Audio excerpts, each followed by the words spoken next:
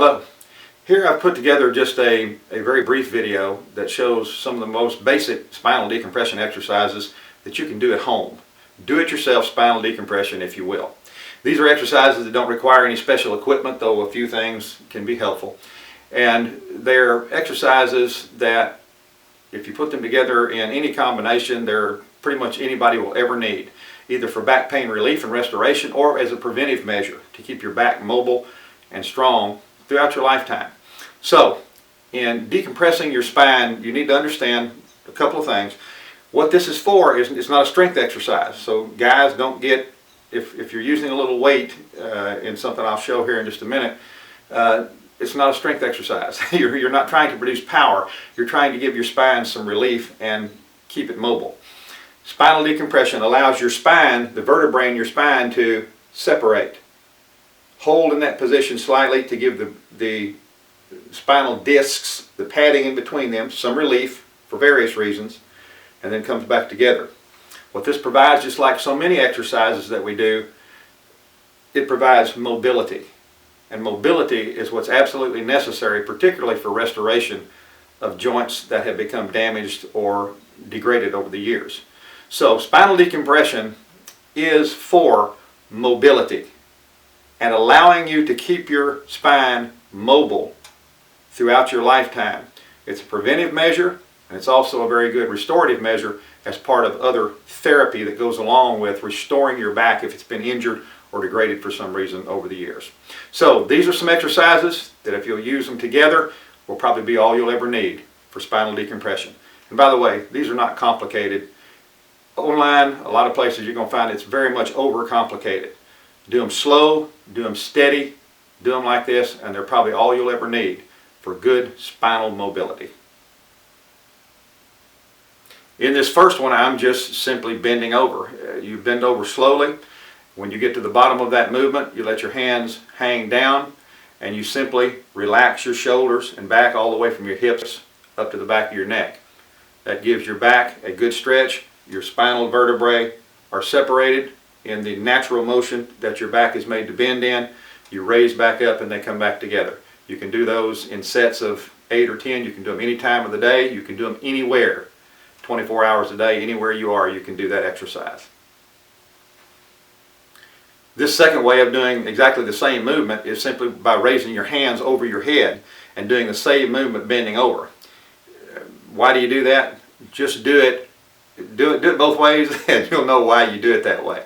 It provides a different type of stretch and it gives a harder stretch to your back. By raising your arms up over your head and making that movement that way, it has a significant effect. You'll see it when you do it and you'll know that you're pulling on your spine in a different way and at a different level than you did with just simply bending over with your arms down at your sides. Again, the same movement here. I'm not trying to wear it out, but there's so many different ways that this helps decompress your spine in a natural position, bending forward, is adding a couple of weights to your hands. Very light weights, guys. Don't go off into turning this into a deadlift. You want very light weights at the end of your hands, which can be a couple of dumbbells, like I've got in the video here, or you can use a couple of books or just anything with a little bit of weight. And when you get to the end of that movement, just letting whatever in your hands just kind of hang in your fingernails, completely relaxing your back and shoulders, and you'll feel the difference in how much difference that weight makes in pulling on your spine than doing it without anything in your hands. Bending over an exercise or stability ball, whatever you want to call these things, you can get them just about anywhere. At Walmart, Academy Sports, just about any major department retailer. Over an exercise ball. Bending over an exercise ball is a classic way of, and a very comfortable way of decompressing your spine. This is a good way to do it if you have some pretty serious back pain and you want something to support you, just simply pressing your chest up against it and rolling yourself over that ball, keeping your weight completely on that ball and keeping supported by it. But as you go over, your back rolls in a very natural position and it decompresses those discs just like it would on the other movements.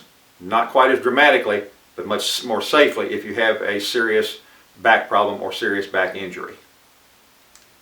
Any kind of bench or a couple of chairs put with the seats together like this can provide an area for you to bend over to provide a solid surface around your midsection. Again, that puts a different type of stretch on a different area of your back. It'll stretch your whole back, but it will give particular pressure on the spine, not pressure on the spine, but pulling an extension of the spine between your shoulder blades and your lower back. That particular area of your back is affected significantly when you have something solid like a bench under you, and you can bend over that bench and relax your shoulders and your hips and let your body hang over that bench briefly. It will hit the middle of your back in particular. Another good way to perform spinal decompression. And keep in mind, your spine does bend in more than one direction. The natural and the longest course of movement in your spine is forward. But your back also bends backwards, and it bends from side to side. Decompression of the spine is also important in those directions, though not like in that forward motion where people use their back the most. But if you're going to decompress your spine in a rear position, you have to be very careful. Do it very lightly, do it standing, with your hands on your back and pushing into your back, simply bending backwards very, very carefully till you feel the stretch in your back. That decompresses the spine from another angle, but it has to be done very carefully, and you don't have to do it to the extent that you have to do those forward movements, because that's normally where any problem really arises and where you really need to keep the mobility and concentrate on it. Finally, many exercises that decompress the vertebrae in your back do not reach the vertebrae in your neck. They have to be isolated.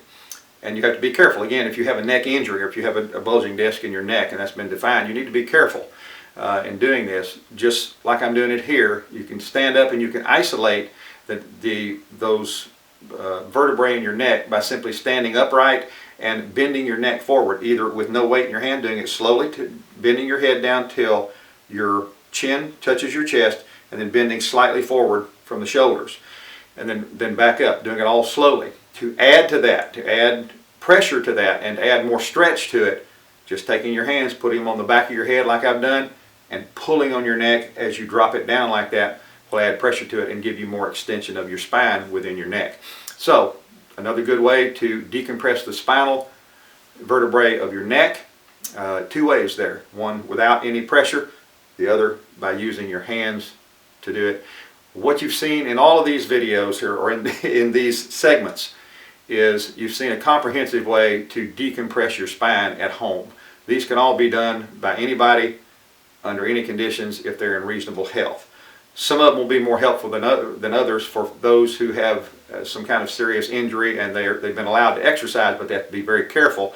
Then you have to select which ones you're going to use and which ones you're going to use carefully so that you get the benefits of them without injuring yourself further. This is spinal decompression. It's a great preventive measure for anybody throughout their lifetime, and it's a great restorative measure along with other therapy to restore strength and healing to your back after an injury or some kind of degradation to your spine. My prayer is that you'll be able to use these exercises and stay strong and healthy.